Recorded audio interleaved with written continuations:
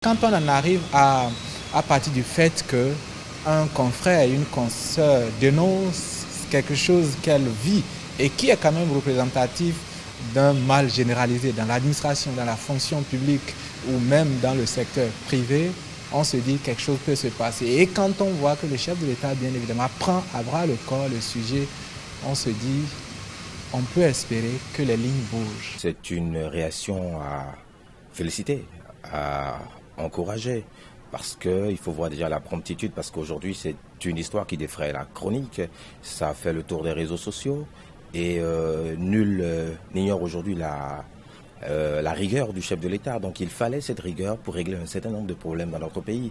Vous ne pouvez pas imaginer le nombre de situations que cette sortie du chef de l'État a pu régler, cette réaction.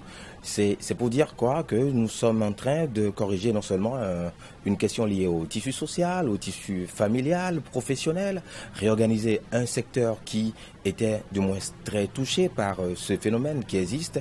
Salut aussi Dame Angela qui a eu ce courage pour non seulement dénoncer la situation, mais ce courage pour indexer une corporation dont elle fait partie et une maison où elle fonctionne, elle travaille. Son intervention est la bienvenue. Elle est la bienvenue en ce sens que de plus en plus, on remarque qu'il y a des responsables du métier, de notre corps de médias qui excellent.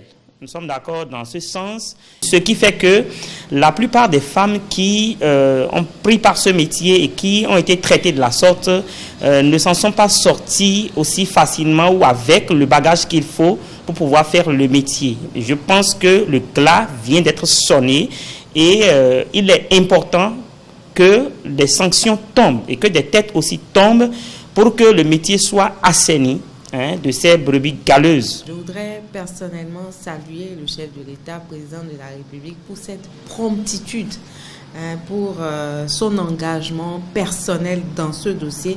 Je crois que ça devrait arriver, ce tact fort que le chef de l'État a eu à poser devrait arriver à émousser les ardeurs d'un certain nombre de personnes et montrer combien de fois le chef de l'État, parce que c'est quand même la première personnalité de la République, est regardant sur les conditions de travail de la population en général et des femmes, puisque là il s'agit des femmes.